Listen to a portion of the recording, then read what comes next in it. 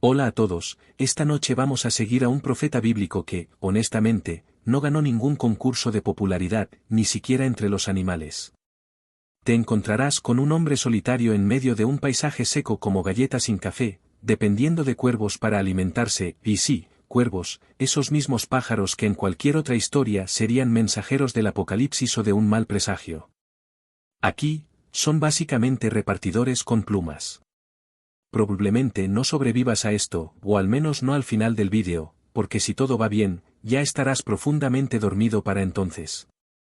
Así que, antes de acomodarte, tómate un momento para darle me gusta al vídeo y suscribirte, pero solo si realmente disfrutas lo que hago aquí. Y dime en los comentarios, ¿desde dónde me escuchas esta noche y qué hora es en tu rincón del mundo?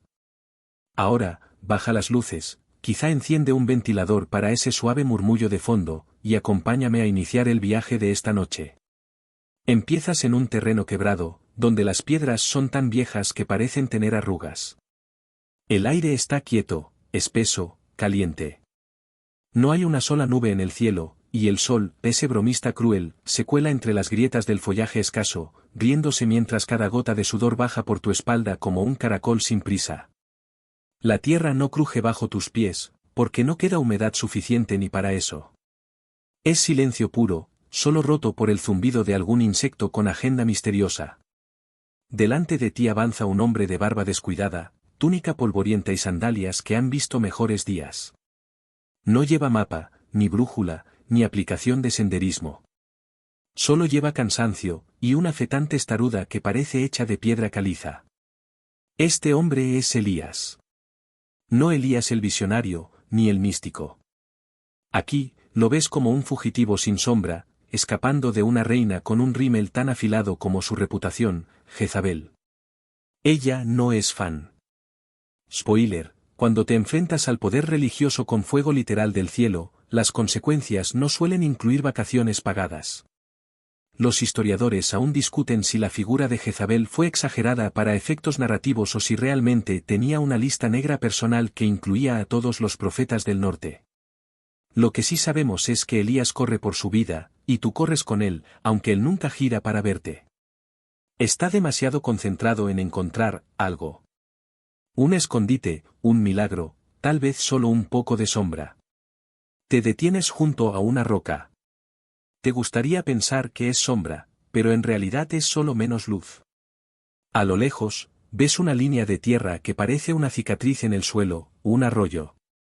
Pero no uno amplio y sereno como en los documentales. Es más como un surco estrecho donde el agua titubea al pasar, casi pidiendo permiso para existir. Elías se aproxima. No lo celebra, no se sienta a escribir un salmo, solo se arrodilla, bebe con manos agrietadas y murmura algo entre dientes. Probablemente agradecimiento. O una queja muy educada. Y es ahí, cuando el silencio se instala como un huésped ruidoso, que escuchas el primer batir de alas. No es majestuoso, no es épico. Es un poco torpe, como si las aves también estuvieran dudando. Pero allí están. Dos cuervos, que aterrizan no muy lejos con algo en el pico. Uno deja caer un pedazo de pan que parece más simbólico que nutritivo. El otro, un fragmento de carne, probablemente no vegano. Dato curioso, los cuervos son conocidos por su inteligencia, pueden usar herramientas y recordar caras humanas. También son carroñeros, lo cual plantea una pregunta incómoda sobre el origen de ese filete misterioso. Pero bueno, en esta historia, ellos son los héroes alados que se presentan sin preguntar, sin opinar y, sorprendentemente, sin cobrar propina. A medida que te acomodas en una roca no del todo puntiaguda, ves cómo Elías mastica en silencio. No parece incómodo. Hay algo profundamente pacífico en esta imagen. Un hombre alimentado por aves, aislado del mundo, sin más agenda que sobrevivir. Y entonces te das cuenta, este no es solo un profeta huyendo. Es un hombre en pausa. Suspendido entre lo que fue y lo que vendrá, en ese raro espacio donde nada ocurre y todo puede pasar. Probablemente no haya otro momento en la Biblia donde el silencio tenga tanto peso como aquí. No hay milagros espectaculares, no hay multitudes, ni discursos. Solo un arroyo, unos cuervos puntuales y un profeta que mastica con la lentitud de quien no tiene a dónde ir. Mientras el sol baja y el aire empieza a fingir que refresca, te acomodas aún más. El murmullo del agua contra las piedras se mezcla con los últimos graznidos del día. Quizás ya empieza a hacer sentido, tal vez no necesitas grandes señales para saber que estás en el lugar correcto. A veces, solo necesitas pan, carne, y un par de cuervos bien entrenados. Elías no se mueve mucho. Y tú tampoco. Ambos están allí, en ese rincón del desierto donde el viento tiene miedo de hacer ruido y el tiempo camina como si llevara sandalias demasiado pequeñas. Cada día parece calcado del anterior. Amaneceres idénticos, sonidos repetidos, cuervos con una puntualidad sospechosamente eficiente. Caminar junto a él, bueno, más bien sentarte y observar cómo sobrevive, te da una perspectiva curiosa. Nunca antes habías compartido tantos minutos con alguien que literalmente espera a que las aves traigan el desayuno. Pero aquí estás, en la parte más silenciosa de la Biblia, acompañando a un hombre que no pide nada, no dice mucho, y sin embargo carga consigo un peso tan invisible como concreto. No huyes de Jezabel. No tú. Tú simplemente estás aquí por la historia, y, admitámoslo, por la posibilidad de que esta voz te lleve directo al país de los sueños. Elías se despierta con la primera luz, y no parece sorprendido de seguir con vida. Hace lo que tú también harías si el único plan del día fuera no morir, se lava el rostro con agua del arroyo, que a estas alturas ya parece tener nombre propio, murmura otra oración apenas audible, y espera. A los cuervos, claro.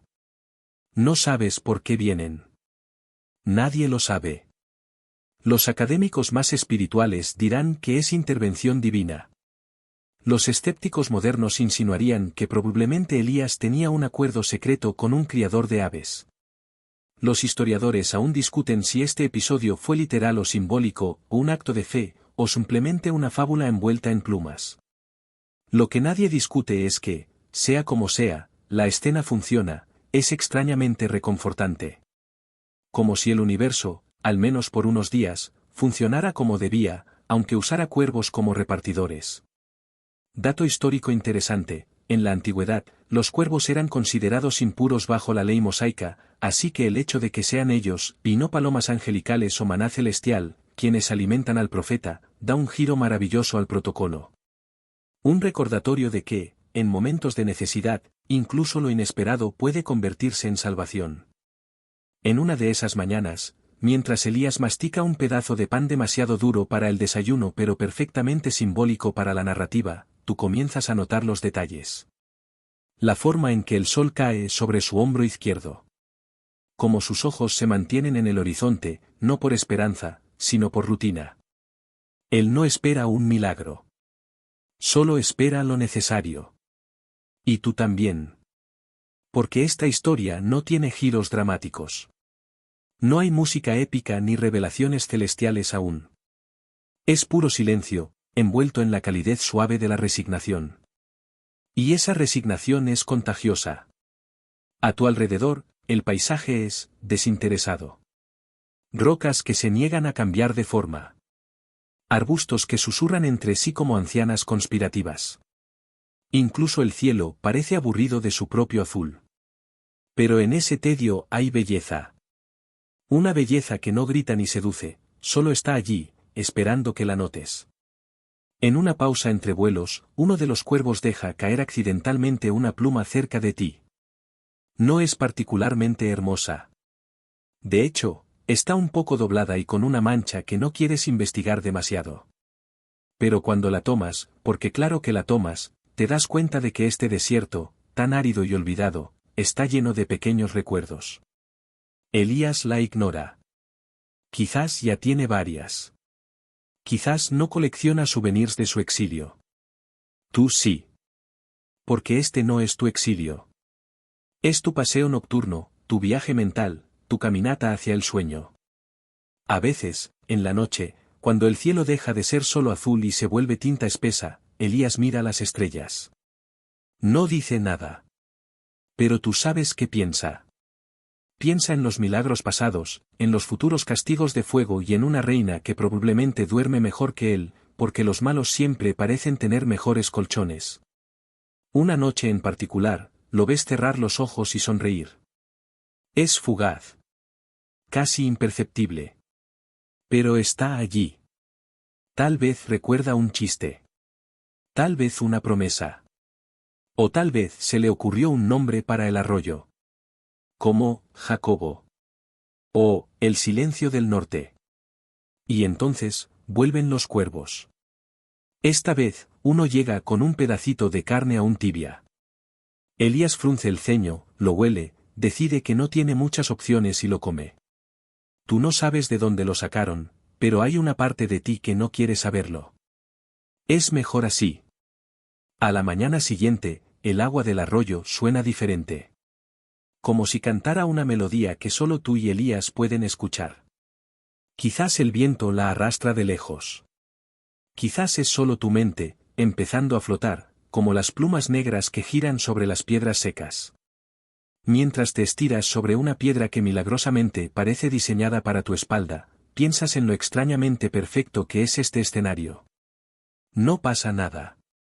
Y eso, es todo lo que necesitabas. El arroyo está más escondido de lo que parece. No lo encontrarías en ningún mapa, ni aunque buscaras con lupa entre las páginas de un atlas bíblico mal editado. Es el tipo de lugar que los pastores habrían pasado por alto, que las caravanas evitarían, que incluso los camellos considerarían demasiado secundario. Y sin embargo, tú estás aquí. Con Elías. En el rincón más improbable de la narrativa sagrada. Un lugar tan callado que podrías oír caer una hoja, si hubiera árboles con hojas. Elías se mueve poco. Su rutina es tan predecible como el sabor del pan viejo. Despierta, bebe, espera a los cuervos, mastica como si fuera la última comida del universo, y luego, contempla. Mira el arroyo como si fuera un oráculo. Aunque más probablemente está decidiendo si ese pedazo de carne tenía más nervio del que esperaba. Tú, en cambio, decides explorar un poco. Con pasos suaves, para no alterar el polvo milenario del entorno, rodeas el lugar. Y allí, en una depresión casi imperceptible, descubres una rareza, vegetación. Un pequeño matorral con hojas pálidas, como si recordaran tiempos mejores. Una planta con tallos gruesos y cortos que emana un olor entre menta vencida y sorpresa biológica. No sabes cómo ha sobrevivido, pero ahí está. Terca, extraña, casi simpática. Dato curioso, en zonas áridas del antiguo Israel, era común encontrar plantas como la retama o el enebro, cuyas raíces se expandían en busca de humedad subterránea. Algunos textos sugieren que los profetas descansaban bajo estas especies en sus exilios. Otros dicen que las usaban como sombrillas improvisadas, aunque su efectividad contra el sol era comparable a la de una servilleta mojada. Te agachas junto a una de esas plantas y tocas sus hojas. Su textura es áspera, como tela de saco mal lavada. Pero es vida. En medio del desierto, cualquier cosa verde parece un milagro. Aunque sea una planta que huele a arrepentimiento botánico. Vuelves al arroyo y te sientas junto a Elías, quien parece haber notado tu expedición con la misma emoción que uno siente al ver pasar una nube por televisión. Él no habla mucho. Pero a veces, sus silencios son como páginas en blanco que invitan a escribir pensamientos prestados. Te preguntas cómo es que este hombre aguanta días enteros con tan poca variedad. Ni entretenimiento, ni tareas, ni interacciones humanas. Solo él, el arroyo, los cuervos, y tú, que estás aquí como espectador involuntario con un interés por lo monótonamente épico. Y entonces, de repente, una ráfaga de viento. No es fuerte, pero sí inesperada. Levanta algo de polvo y hace que el agua del arroyo forme remolinos pequeños. Elías la mira con atención. Como si fuera una señal. Tú también lo haces, aunque con la certeza moderna de que el viento es solo viento, ¿verdad? Los historiadores aún discuten si el Keret, el arroyo en cuestión, fue un lugar literal o una metáfora geográfica de aislamiento. Algunos textos lo identifican cerca de la actual Jordania, otros lo consideran simplemente un símbolo de la desconexión divina previa al milagro. Pero para ti, ahora mismo, Es un spa de austeridad extrema. Por la tarde, cuando el calor se vuelve casi educado y la luz baja de tono, vuelves a pasear. Esta vez notas una hilera de piedritas, casi perfectamente alineadas, que claramente no están allí por casualidad. ¿Elías? ¿Los cuervos? ¿Una civilización diminuta que vive bajo tierra y adora al profeta como a un dios distante? Improbable, pero imagínatelo. Sigues esa línea por unos metros y encuentras otra rareza, una roca con marcas. No inscripciones épicas. Más bien, rayones. Como si alguien, en un ataque de ocio desértico, hubiera empezado a tallar una espiral. O un garabato. O una lista de compras para un futuro imposible. Te sientas allí, mirando la roca como si tuviera algo más que decir. Pero no dice nada. Este lugar tiene ese talento, hacerte esperar revelaciones que nunca llegan, y sin embargo, hacerte sentir completo con eso. Elías se recuesta junto al arroyo. No duerme, pero tampoco piensa activamente. Parece flotar entre pensamientos. Tú también lo haces. Después de todo, no hay muchas distracciones. A menos que cuentes cuántas veces un cuervo sacude las alas antes de entregar la comida. Spoiler, normalmente 2. Esta quietud, que al principio parecía castigo, ahora es terapia. El mundo moderno tiene relojes, pantallas, recordatorios. Aquí, tienes piedras, pájaros y pausas. Muchas pausas. Y aunque el menú no varía, pan, carne, repetir, Elías no se queja. Tal vez porque ya ha aprendido algo que tú apenas estás descubriendo, a veces, no se necesita variedad para sobrevivir. Solo ritmo. Silencio. Y la visita ocasional de un cuervo puntual. A medida que pasan los días, por lo que tú calculas que son días, porque francamente el sol parece estar en bucle, los cuervos se convierten en personajes regulares. Ya no sorprenden. Llegan, graznan, dejan caer el pan con una puntualidad que haría llorar de orgullo a cualquier repartidor de aplicaciones modernas. Pero hoy, se retrasan. Elías no lo nota de inmediato. Está sentado, como siempre, junto a su roca favorita, la que se ha moldeado con su silueta de tanto recostarse en ella. Tú, en cambio, empiezas a mirar al cielo. Ni un graznido. Ni una sombra. El silencio ahora se siente menos espiritual y más inquietante. Tú piensas, ¿y si se olvidaron, y si encontraron algo mejor que hacer, como saquear un picnic o iniciar una banda de jazz aérea? Claro que lo piensas. Tienes más tiempo libre que un cactus. Pero Elías simplemente espera. Como si supiera que el retraso es parte del plan. No hay ansiedad, ni suspiros dramáticos. Solo un leve ajuste de túnica y un vistazo al cielo, más por costumbre que por esperanza. Dato histórico, en la cultura hebrea antigua, los cuervos eran aves de mal agüero. Asociados con la desolación, no eran animales que uno considerara simbólicamente dadores. Que en esta historia sean los mensajeros de sustento es, en sí, un hermoso contraste narrativo. Es como si te trajeran esperanza en una bolsa de basura, pero una bolsa de basura que huele a pan caliente. Los historiadores aún discuten si la presencia de estos cuervos fue un acto divino o una parábola extendida sobre la humildad y la dependencia radical de la providencia. Porque, seamos honestos, depender de cuervos para comer es el equivalente bíblico a no tener nevera y rezar para que Deliveroo tenga fe. Finalmente, un graznido rasga el aire. Uno solo. Largo, como un bostezo sonoro del cielo. Y luego, aparece una silueta negra contra la luz opaca del atardecer. Un cuervo. Solo uno. Vuela en espiral, como si no recordara del todo la dirección. Tú lo miras. Elías también. Parece nuevo. Inexperto. Tiene el ritmo nervioso de quien lleva su primer encargo. Y sí, se le cae el pan. A medio camino. Lo ves caer, rebotar en una roca y partirse por la mitad.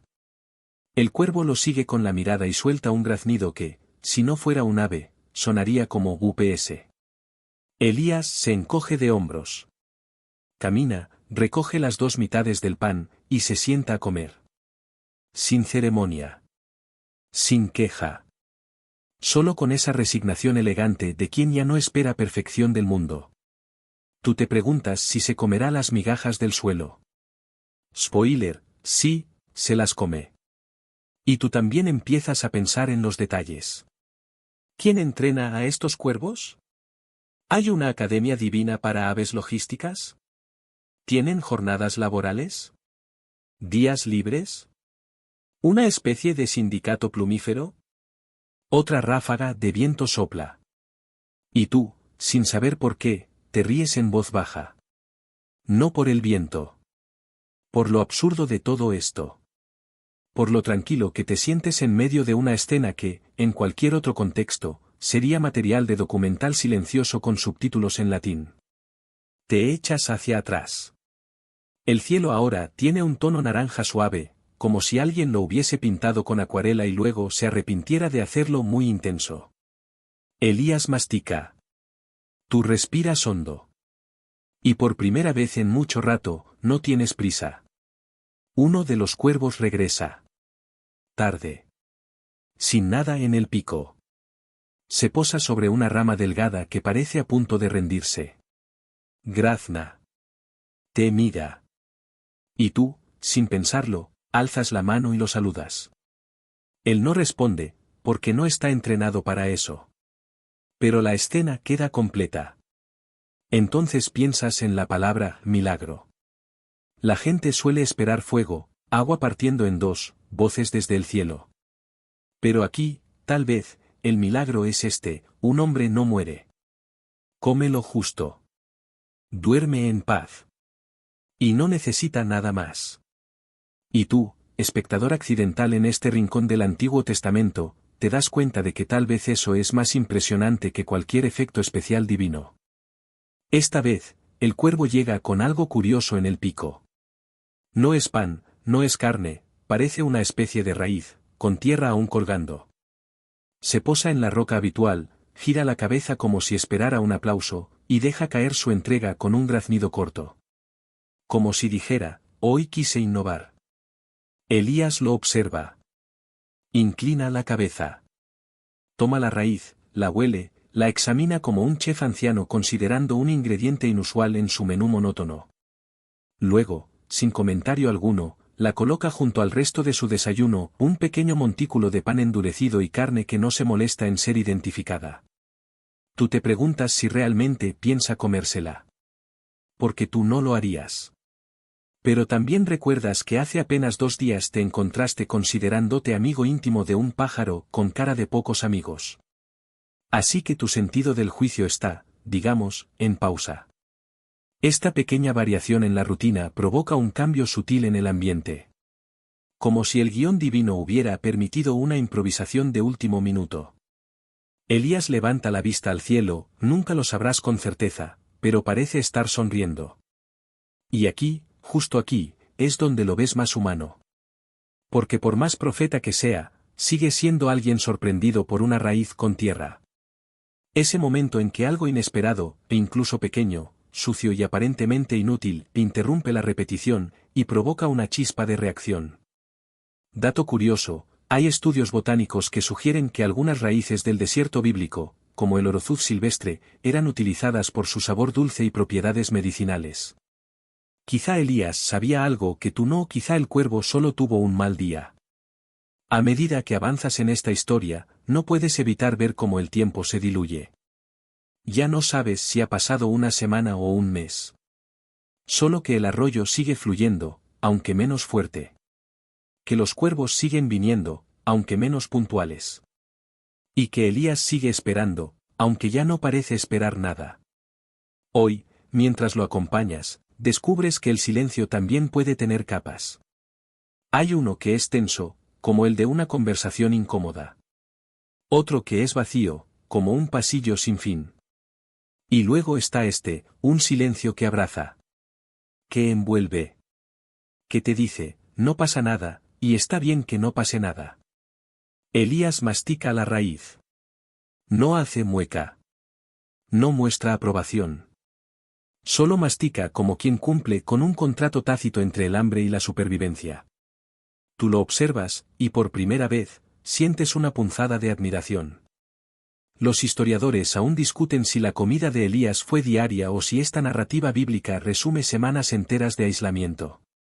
Algunos creen que fue un relato condensado, otros insisten en su literalidad. Tú, que has estado aquí ya lo suficiente como para considerar que una piedra tiene personalidad, te inclinas por la segunda opción. Porque si algo enseña este lugar, es que la constancia es un lenguaje propio. Uno de los cuervos regresa para recuperar la raíz. Tal vez se equivocó. Tal vez era su almuerzo personal. Elías no la suelta.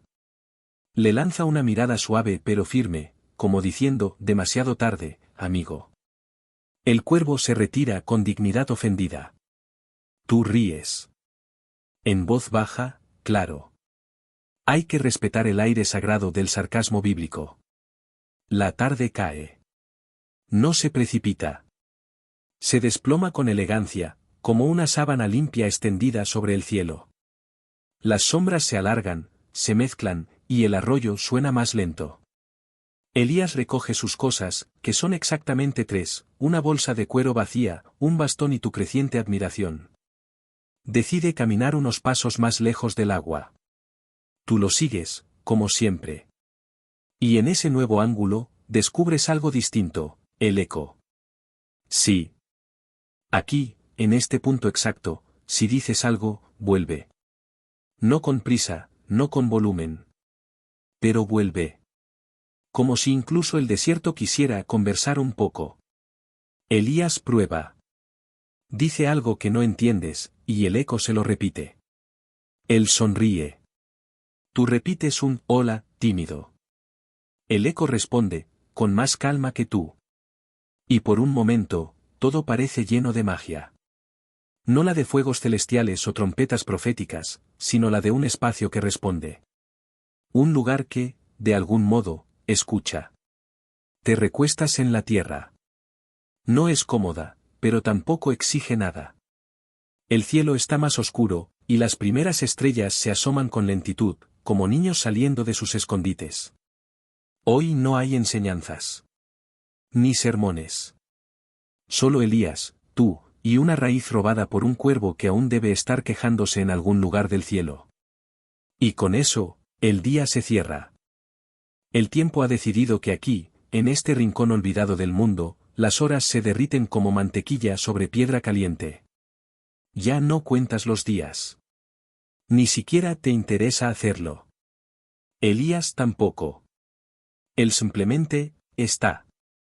Y tú, cada vez más, te conviertes en experto en estar también. Hoy, el menú ha vuelto a la normalidad, pan seco, carne indefinida. Nada de raíces experimentales.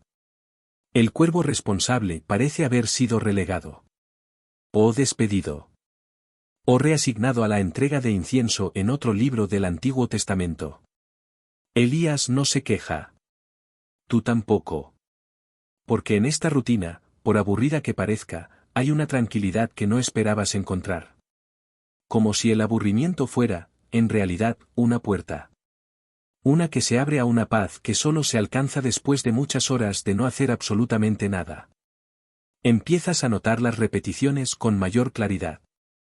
Como Elías se limpia las manos con arena, no porque sirva de mucho, sino porque hacerlo le da una sensación de estructura.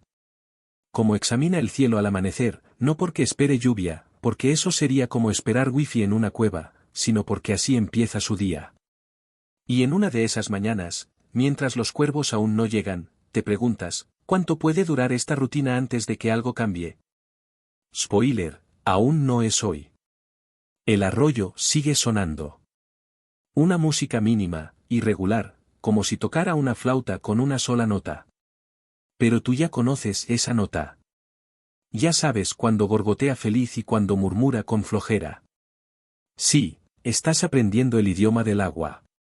Dato curioso, los arroyos del desierto a menudo nacen de manantiales intermitentes, y pueden desaparecer de un día para otro sin previo aviso.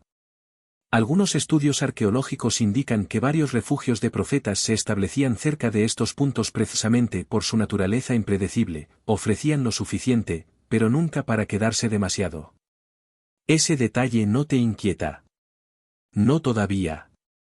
Porque ahora mismo, tú y Elías están en perfecta simbiosis con la inercia. No hay planes. No hay prisas.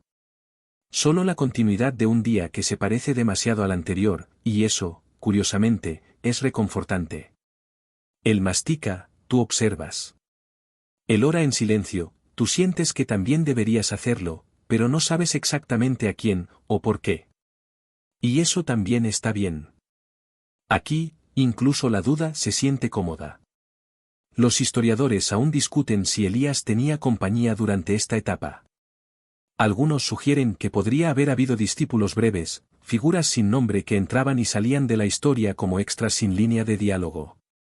Pero en esta versión, en esta noche, estás tú. El acompañante invisible.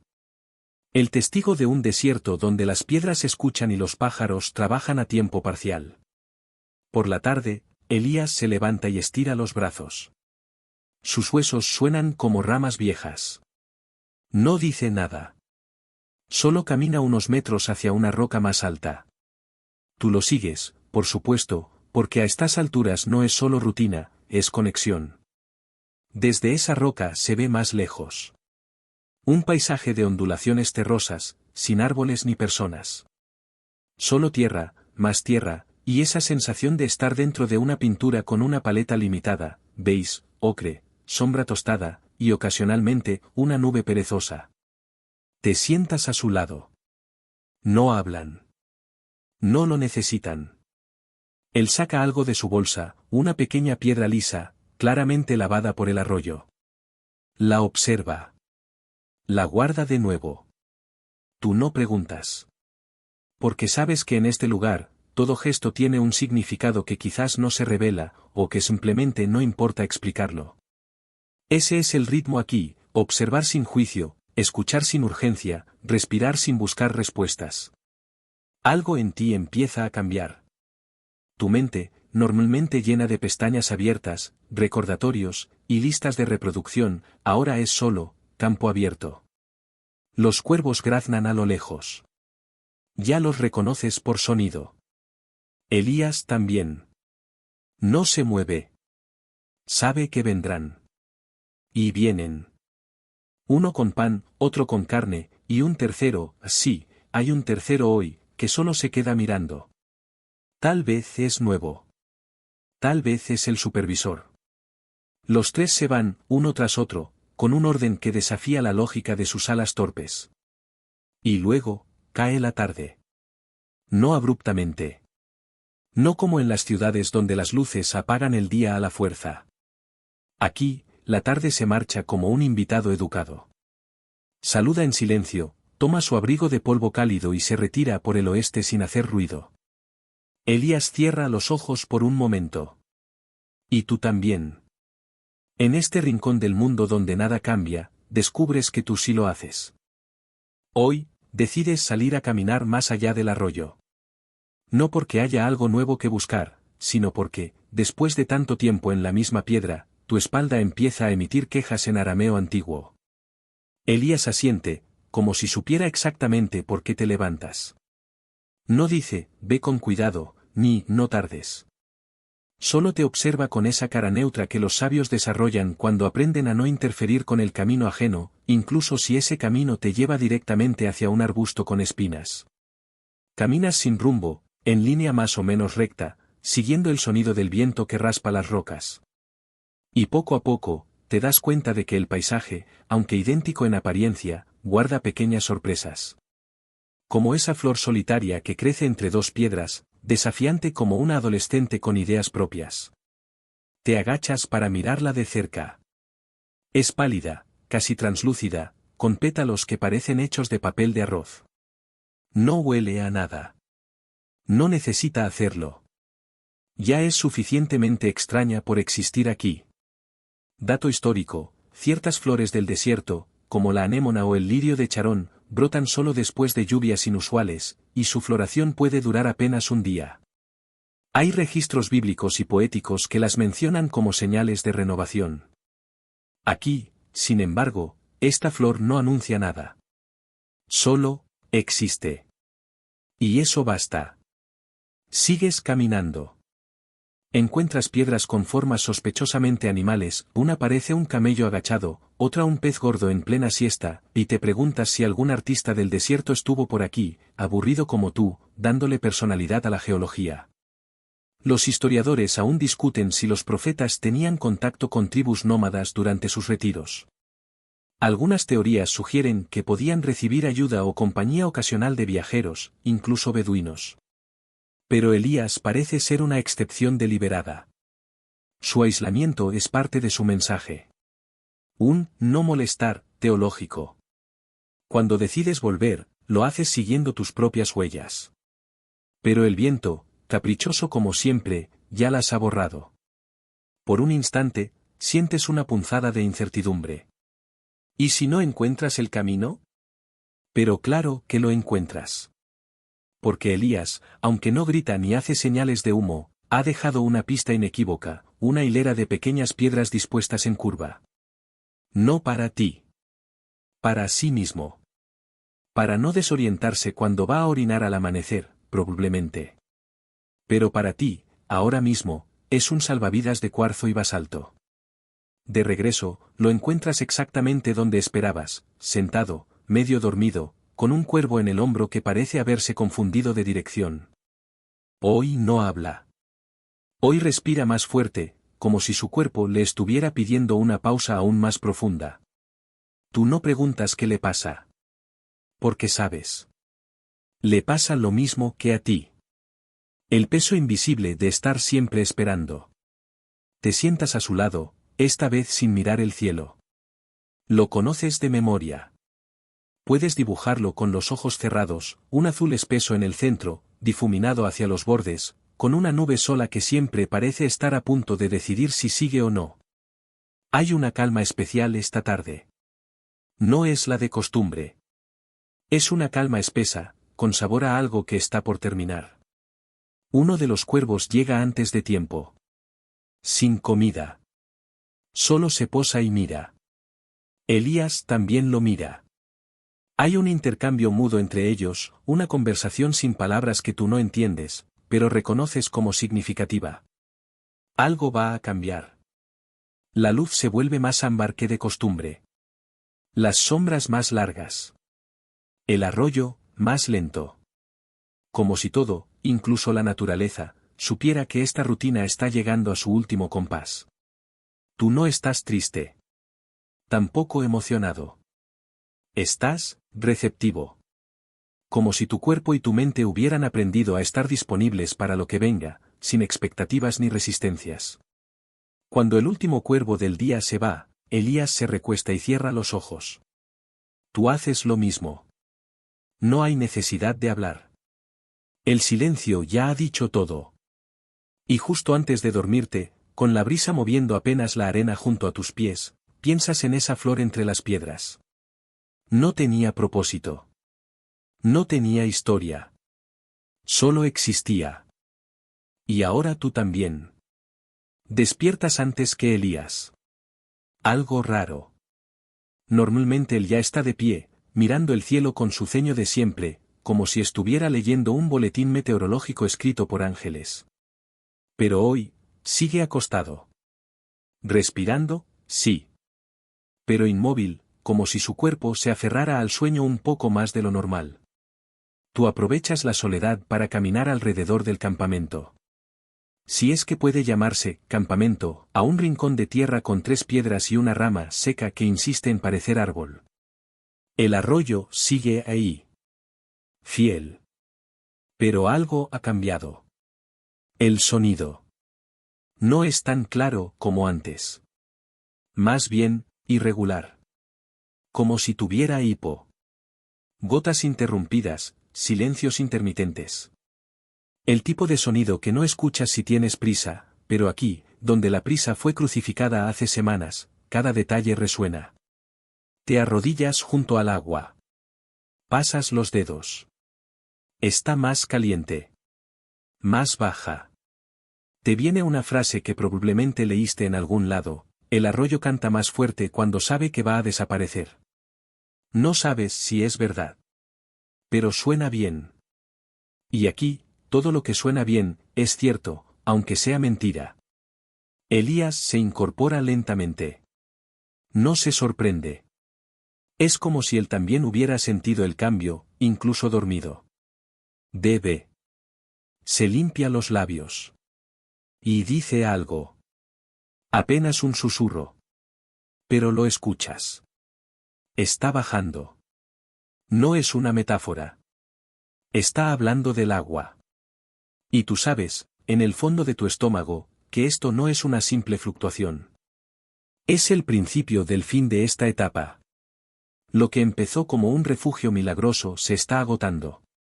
Dato curioso, los arroyos temporales, llamados wadis en hebreo y árabe, pueden fluir durante semanas tras una lluvia fuerte y luego desaparecer por completo. En textos antiguos, eran símbolo de esperanza, y también de transitoriedad. Una bendición con fecha de expiración. Los historiadores aún discuten si el arroyo Kerit fue realmente afectado por la sequía como parte del juicio divino contra Israel, o si su secado fue simplemente un giro narrativo necesario para empujar a Elías hacia su próximo destino. Sea cual sea la razón, está claro, este oasis se termina. Pero lo más extraño es que tú no sientes urgencia. Ni tristeza. Solo esa melancolía suave, como cuando terminas un libro que te gustó mucho. Quieres seguir, pero también entiendes que es momento de cerrar la página. Elías se queda largo rato observando el arroyo. Tú también. No hablan. No se mueven. Solo escuchan el descenso del agua, como si fuera una cuenta regresiva que nadie se atreve a acelerar. Y en medio de ese silencio tenso, ocurre algo inesperado, una ráfaga de viento. No fuerte. Pero sí precisa. Como un dedo divino tocando tu hombro. Elías se levanta. Se sacude el polvo como quien se quita los restos de una vida entera. Mira al este. Y dice otra frase. Es hora.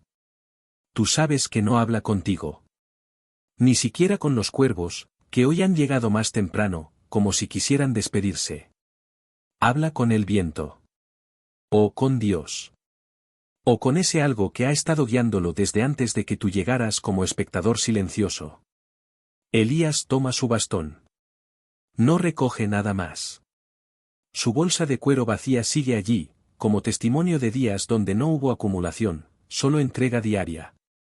Y luego, camina. Tú lo sigues. Sin hacer ruido. Porque sabes que el desierto merece silencio cuando alguien lo abandona. Los cuervos no los siguen. Se quedan en la roca, observando. Uno pica el borde del pan. Otro parece estar pensando en su próximo encargo. Nadie hace escándalo. Es un adiós sin ceremonia. Como todo aquí. Mientras avanzan, te das vuelta por última vez. El arroyo ya casi no canta. Solo murmura, como un anciano contando su último chiste a nadie en particular. Sigues caminando. Elías no dice a dónde. Tú no preguntas. Porque, después de tanto tiempo aquí, has aprendido que el destino no siempre es lo importante. Lo importante fue el pan. Y el agua. Y los silencios compartidos con alguien que jamás te habló, pero que, de algún modo, te enseñó más de lo que cualquier sermón podría. Caminas sin saber hacia dónde. No hay señales, ni senderos. Solo polvo, piedras, y el sonido familiar de las sandalias de Elías arrastrándose por el terreno reseco. A este punto, su figura se ha vuelto parte del paisaje. Como si el desierto lo hubiera dibujado y olvidado borrar. Elías avanza con determinación tranquila. No apresura el paso, pero tampoco se detiene. Tú lo sigues con la facilidad de quien ya ha entregado su voluntad al ritmo del viento. Cada paso es un suspiro más del suelo caliente, cada exhalación una nota más en esta sinfonía de quietud. Llevan un rato sin ver cuervos. Como si su misión hubiera terminado en el momento exacto en que el arroyo perdió la voz. Tal vez están de vuelta en su misteriosa base celestial, reportando que el encargo fue entregado y que el humano sobrevivió los días prescritos. Elías no menciona a los cuervos. No habla de lo que quedó atrás. No recuerda. Él es presente. Puro ahora. Tú también empiezas a contagiarte de esa extraña habilidad de no pensar demasiado. Es como una versión espiritual del modo avión. Dato curioso, algunos relatos del desierto muestran cómo los antiguos profetas memorizaban rutas a través de la forma de las dunas o la dirección del sol. Sin brújulas, sin mapas, solo con la intuición entrenada y los secretos compartidos del terreno. Elías parece llevar ese conocimiento tatuado bajo la piel. Y en uno de esos momentos en los que tus pies casi caminan por inercia, llegas a un pequeño claro. No es muy diferente de los demás, salvo por una piedra más grande al centro, rodeada por un semicírculo de ramas secas. Como si alguien, en algún momento, hubiera intentado construir un altar, o al menos una especie de comedor rústico para lagartijas creyentes. Elías se detiene. Mira alrededor. Asiente con la cabeza, como si reconociera el lugar. No dice nada. Solo se sienta en la piedra, cansado, pero con esa clase de cansancio que no duele, el que acompaña el fin de un ciclo. ¿Te sientas también? El sol está bajando, y el cielo comienza a mostrar esas primeras pinceladas rosadas que parecen puestas allí solo para que alguien susurre, «Guau», con voz baja. Y tú lo haces. Los historiadores aún discuten si este tramo del viaje fue real o parte de una narrativa simbólica más amplia, un tránsito entre pruebas y destino. Algunos textos lo omiten. Otros lo amplifican con descripciones casi poéticas. Pero en tu experiencia, aquí y ahora, es real. Y poético. Aunque sea solo porque el polvo que cubre tus tobillos parece querer escribir su propia versión del Antiguo Testamento. Elías finalmente rompe el silencio. Lo que sigue no será igual. Eso es todo. No explica. No elabora. Solo deja esa frase allí, flotando como una hoja en un estanque quieto. Y tú sabes que tiene razón. Porque ya no hay arroyo. Ya no hay cuervos. Y algo dentro de ti también ha cambiado. Ya no eres el mismo que llegó allí, con ojos ansiosos y pensamientos ruidosos. Ahora, tu mente camina como tus pies, tranquila, sin urgencias. Elías observa el horizonte. Tú también. No hay nada allí. Pero lo miran igual. Porque han aprendido que, a veces, el simple acto de mirar ya es parte del viaje. El viento sopla más fuerte. Te revuelve el cabello, levanta pequeñas nubes de arena. Huele a piedra caliente y a hierbas invisibles. Y en ese viento hay una promesa. De cambio. De movimiento. Tal vez de milagros, aunque no necesariamente espectaculares. Quizás del tipo que solo se nota después, en retrospectiva, cuando recuerdas que hubo un día en que comiste pan traído por un cuervo. La luz se desvanece con dignidad. Como un anciano sabio que sabe cuándo dejar la habitación. Elías cierra los ojos. Tú también. Y por primera vez en muchos días, no esperas pan. Ni carne. Ni voz alguna. Esperas, nada. Y en esa nada, hay paz. Sueñas. No es un sueño vívido. No hay ángeles cantando ni llamas que no consumen. No hay persecuciones, ni revelaciones celestiales. Solo viento. Viento que sopla suave entre las rocas, como si acariciara la memoria del desierto. Viento que arrastra sonidos sin dueño, susurros sin idioma, preguntas que no necesitan respuesta. Y entre ellos, flotas tú, sin peso, sin forma, apenas una presencia suspendida entre dos silencios. Abres los ojos. La noche ha pasado. Elías ya está de pie, como si nunca hubiera dormido. Mira al este, donde el sol se despereza lento, como un gato que se ha tomado en serio su rol de dios egipcio retirado. Tú te incorporas, sin decir nada. Elías tampoco habla. Pero hay una complicidad que ya no necesita traducción. Como si ambos supieran que ese sueño, tuyo o del universo, fue una especie de cierre. Hoy no comen. No porque falte comida, aunque técnicamente, sí falta, sino porque no hay hambre. El cuerpo ha aprendido a vivir con menos. Y la mente ha encontrado nutrición en otras cosas, la sombra inesperada de una nube, el graznido solitario de un cuervo rezagado, el eco de tus propios pensamientos volviendo a ti con más calma que antes. Elías camina. Tú lo sigues. Ya ni siquiera te cuestionas a dónde. Sabes que su brújula interna apunta siempre al lugar correcto, aunque ese lugar sea una roca igual a la anterior. Confías. No por lógica. Por hábito. Por afinidad espiritual. Porque hay algo en caminar con alguien que no teme al silencio que, de pronto, te hace sentir menos solo. Dato curioso, se han hallado en excavaciones antiguas inscripciones grabadas en las piedras del desierto, versos, oraciones, nombres. Testimonios de viajeros, ermitaños, místicos. Todos dejaron algo. Una marca. Elías, en cambio, no deja huella visible. Solo polvo removido. Solo recuerdos en testigos que, como tú, no están allí para contarlos. Hoy el cielo se muestra más blanco que azul. Una neblina leve cubre la línea del horizonte, dándole al paisaje un filtro que ni los influencers podrían recrear con exactitud. Es como si el mundo entero se hubiera levantado un poco más lento, un poco más pálido. Como si supiera que se acerca una transición. Los historiadores aún discuten si el periodo entre el arroyo Kerit y la llegada de Elías a Sarepta fue corto o largo. Si caminó días o semanas.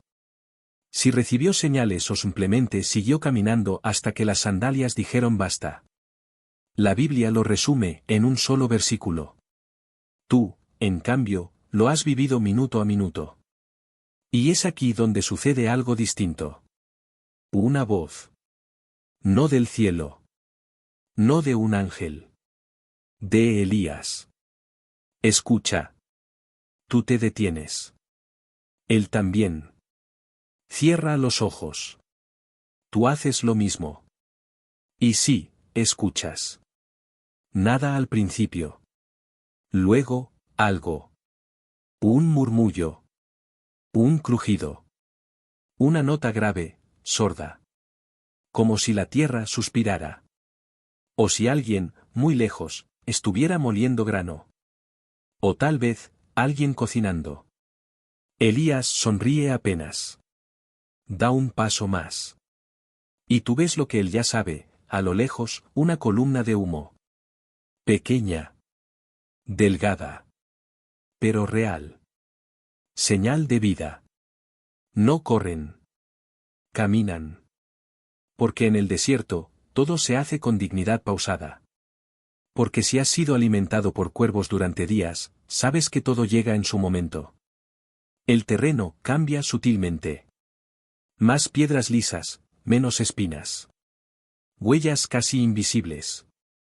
Tal vez humanas. Tal vez animales. Tal vez ambas cosas.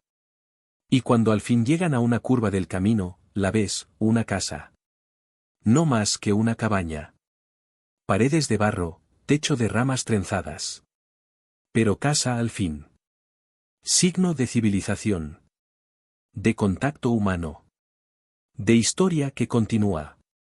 Elías se detiene. Mira la puerta como si fuera un portal. Y antes de acercarse, se vuelve hacia ti, por primera vez, y te dice. Aquí empieza lo nuevo. La casa no tiene puerta. Solo una manta colgada de un marco de madera, moviéndose con la brisa como si te hiciera señas. No es exactamente acogedora. No hay flores, ni alfombra, ni un cartel que diga, bienvenido profeta y acompañante etéreo. Solo el olor a ceniza vieja, madera seca y algo más. Pan. Pan cocinándose. O, al menos, algo que aspira a ser pan. Ese tipo de masa tostadita que no necesita levadura para darte esperanza. Elías se detiene justo frente al umbral y no entra. Espera.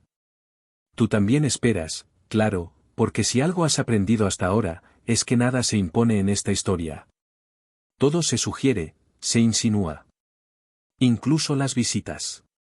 Desde dentro, una voz femenina, clara pero fatigada. ¿Qué quieres? Elías responde sin elevar la voz. Un poco de agua. Y pan, si te queda algo. Y tú piensas, vaya entrada dramática, profeta. La mujer asoma. Es mayor de lo que esperabas, pero con ojos tan despiertos como los tuyos en tu noche más insomne. Mira a Elías. Luego a ti. Aunque, claro, no puede verte. Pero igual sientes que te ha escaneado por completo. Ella suspira. Solo tengo un puñado de harina y un poco de aceite. Iba a hacer una torta para mi hijo y para mí, y luego, bueno, morir.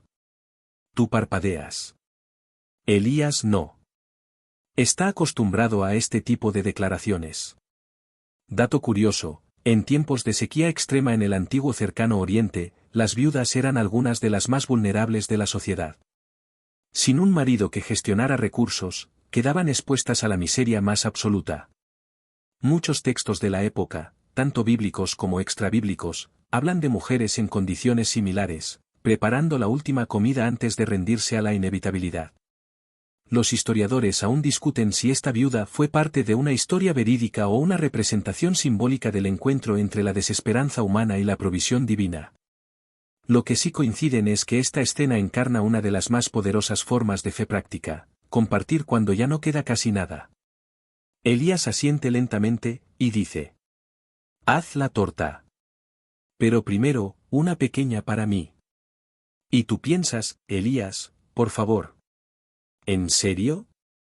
¿Primero tú? Pero lo dice con una calma tan profunda, tan segura, que incluso tú, desde tu plano de narrador invisible, sientes que no hay nada egoísta en su petición. Solo una especie de orden sagrado. Una confianza tan completa en lo que está por venir que desafía toda lógica. La mujer entra. Tú la sigues, flotando entre humo y silencio.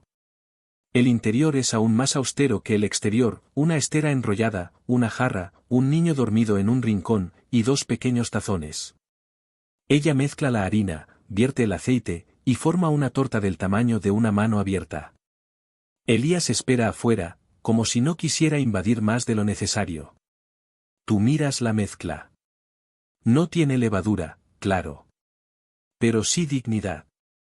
Esa clase de masa que no pretende ser más de lo que es. Que no necesita aderezo, ni decoración, porque su propósito no es alimentar el cuerpo, sino dar sentido al día. La mujer hornea la torta sobre brasas casi invisibles. El calor llena la cabaña, y el olor, oh, el olor. Después de semanas de pan aéreo y carne de procedencia sospechosa, esto es un banquete. Ella sale con la torta en un plato de barro. Se lo entrega a Elías. Él recibe como quien recibe comunión. No da las gracias. No porque sea descortés. Sino porque ambos saben que esto no fue un acto de cortesía, sino de fe. Tú esperas que diga algo. Que pronuncie una bendición, o que haga un gesto dramático. Pero solo come. Con la tranquilidad de quien sabía que este momento llegaría. Y entonces, el milagro. La mujer entra de nuevo. Mira la tinaja de harina. Llena. El frasco de aceite. También lleno. Tú no parpadeas. No hace falta. Lo sabías. Lo sentías. Esto era inevitable. Elías no entra. No necesita ver. Porque en esta historia, ver no es lo importante. Creer lo es. La tinaja no se vacía. Día tras día, harina y aceite aparecen como por arte de magia. Pero no hay fuegos artificiales. No hay música celestial. Solo cucharadas silenciosas y tortas cocinadas con la paciencia de quien ya ha aceptado que la rutina también puede ser milagro. Elías permanece en la casa. No como huésped incómodo ni como profeta autoritario. Se mueve poco, habla menos. Pero su presencia se siente en cada rincón, como una sombra que no molesta.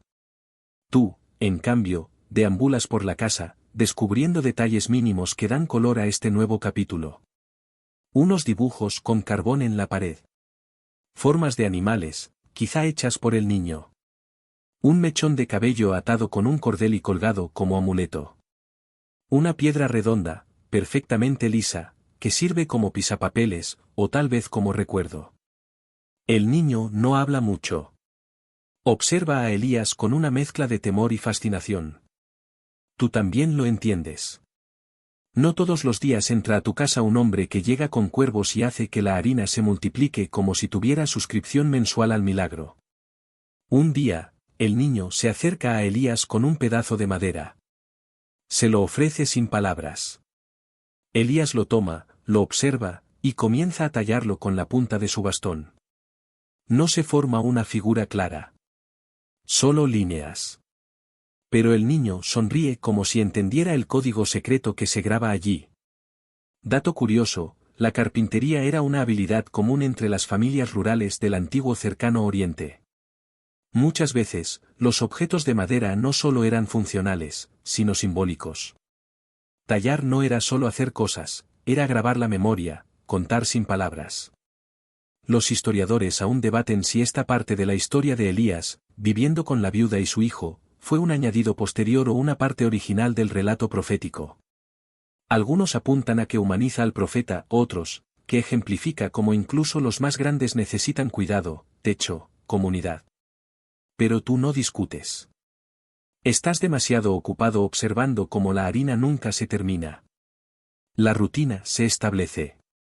Elías reza en voz baja al amanecer. La viuda hornea. El niño observa. Tú caminas.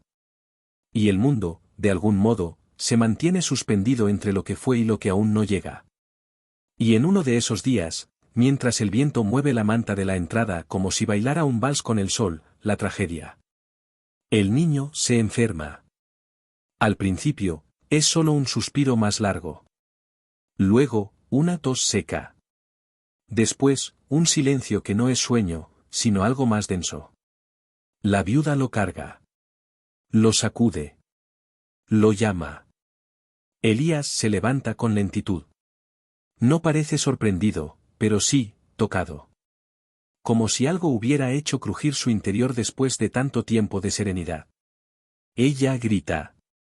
¿Viniste aquí solo para hacerme recordar mi pecado y matar a mi hijo? Tú das un paso atrás. La casa, tan tranquila, ahora está saturada de dolor. Las paredes parecen temblar con la rabia silenciosa de una madre que no entiende por qué, después del milagro, le llega la pérdida. Elías no responde con ira. No se defiende.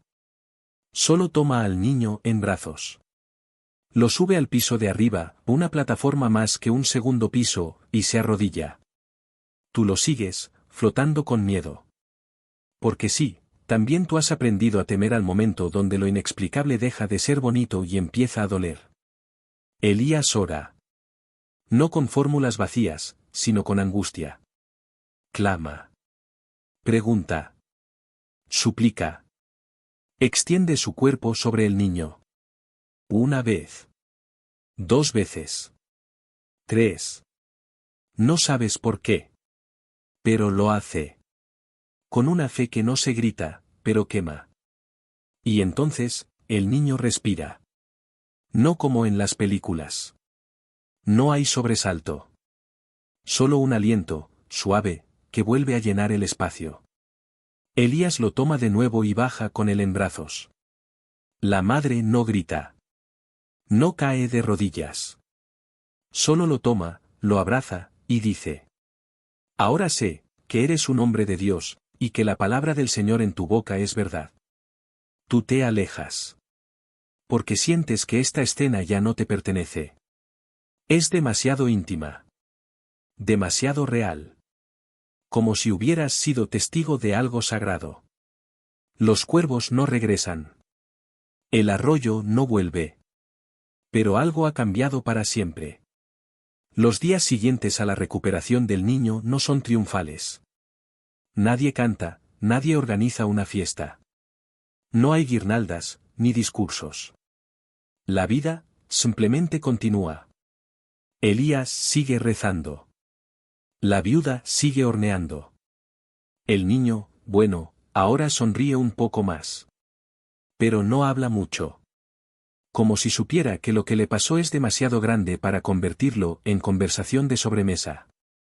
Tú también te mueves con más cuidado. Como si cada gesto aquí adentro necesitara ser medido. Esta casa, tan pequeña, ahora guarda una historia tan inmensa que parece demasiado para sus paredes de barro. Y sin embargo, todo sigue como antes. Esa es la magia de lo cotidiano, puede contener lo sagrado sin cambiar de forma. Elías se sienta más seguido con el niño. No le habla de profecías ni de reyes perversos ni de tormentas futuras. Solo le enseña a tallar madera. O a escuchar el viento. O a hacer silencio, pero de ese tipo de silencio que tiene intención. Un día, la viuda lo observa con una mezcla de respeto y ternura.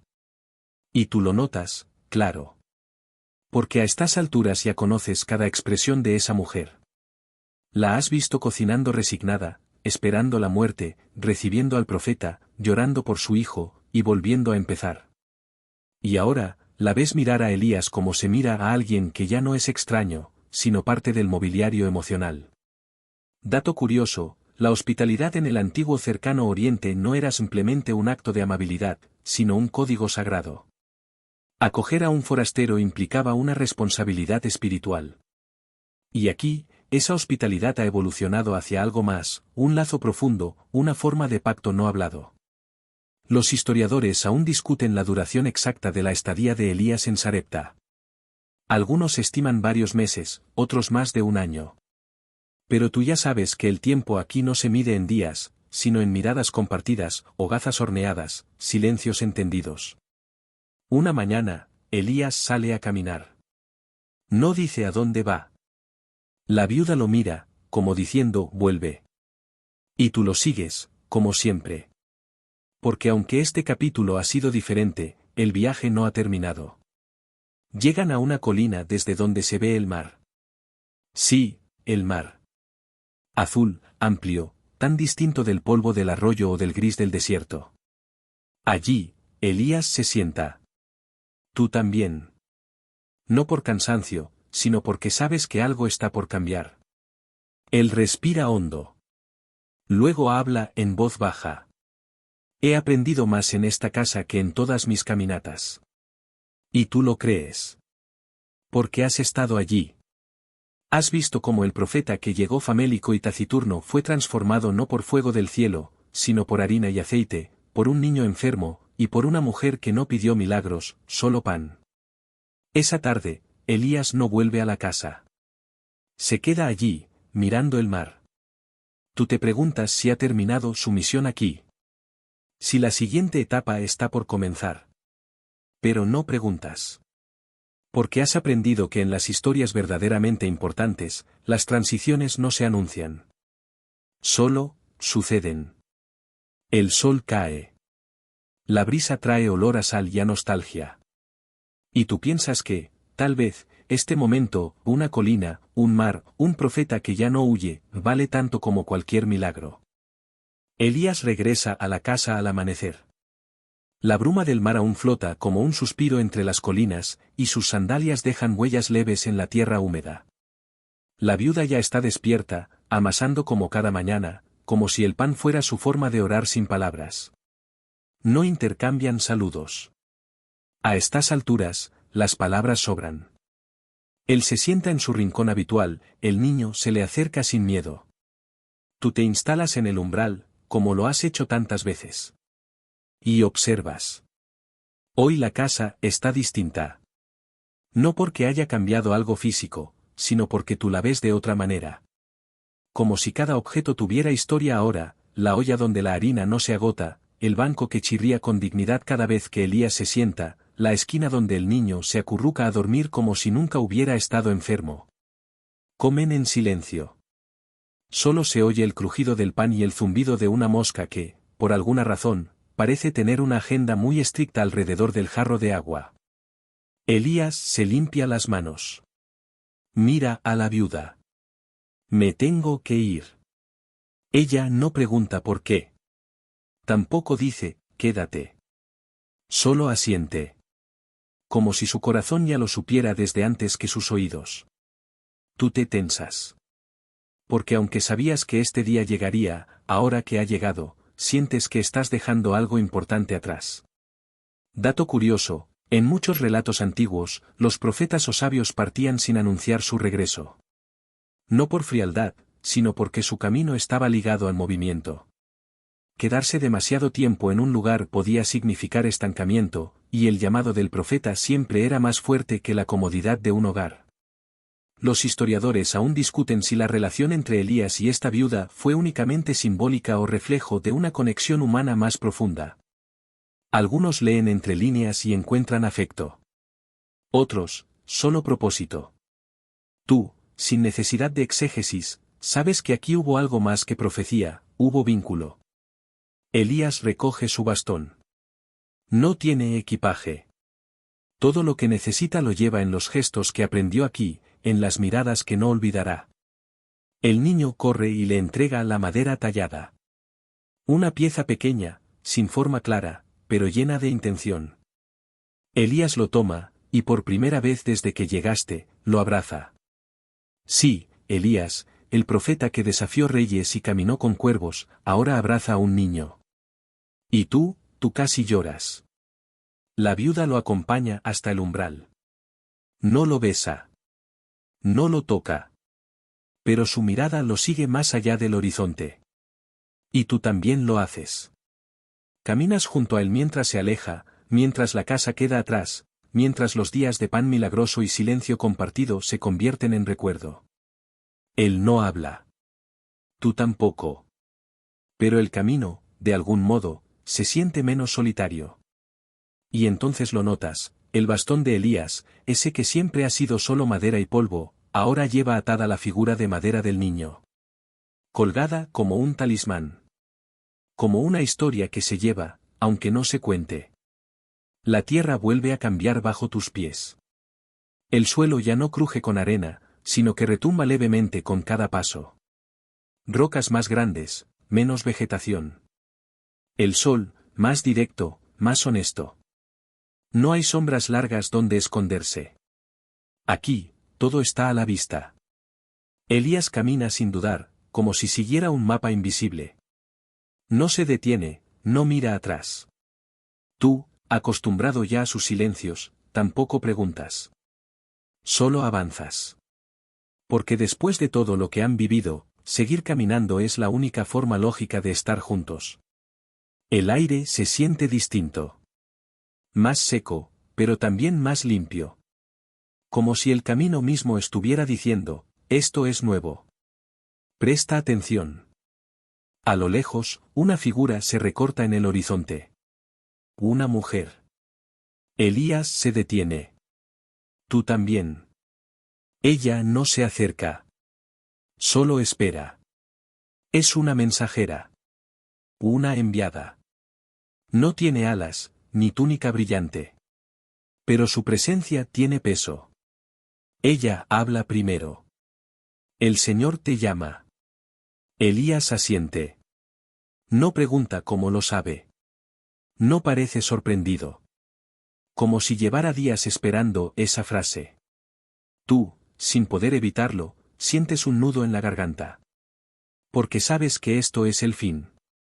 O el principio de otro capítulo al que tú ya no perteneces.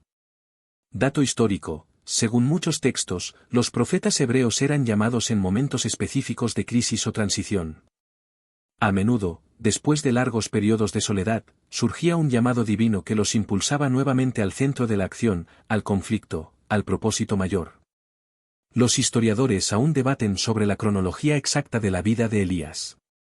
Algunos dicen que esta parte marca su retorno a la escena pública para enfrentar al rey Acab. Otros, que simplemente simboliza que ningún descanso es eterno cuando la misión sigue abierta. La mensajera se va. Elías permanece en silencio unos minutos. Luego, se vuelve hacia ti. No te ve, claro. Pero lo sientes. Como si por primera vez, reconociera que has estado allí todo este tiempo. No dice, gracias. No dice, adiós. Pero su mirada al viento, su pausa, su respiración contenida, lo dicen todo. Y entonces, reanuda el paso. Más rápido esta vez. Como quien ha recordado hacia dónde iba. Tú no lo sigues. Te quedas de pie, en esa línea tenue entre lo que fue y lo que vendrá. Observas cómo su figura se hace más pequeña. Cómo la luz lo envuelve. Cómo, poco a poco, se convierte otra vez en parte del paisaje, y luego, en recuerdo. Has llegado al final de este viaje. De esta historia sin grandes fuegos, pero llena de brasas lentas. De silencios que curan, de milagros que se cocinan sin apuro. Aquí termina tu tiempo con Elías. Pero no termina lo aprendido. No termina lo sentido. No termina el murmullo del arroyo que aún corre, aunque solo en tu mente, cierre. Y ahora, mientras el último fragmento de luz se funde con las sombras y tus párpados pesan como piedras antiguas, dejas que esta historia se disuelva. Cada escena, cada paso, cada gesto de ese profeta callado, todo se suaviza. Como si el polvo del desierto se volviera pluma y flotara lejos, fuera de tu mente, fuera de tu cuerpo. Tu respiración se alinea con la tierra, lenta, profunda, serena.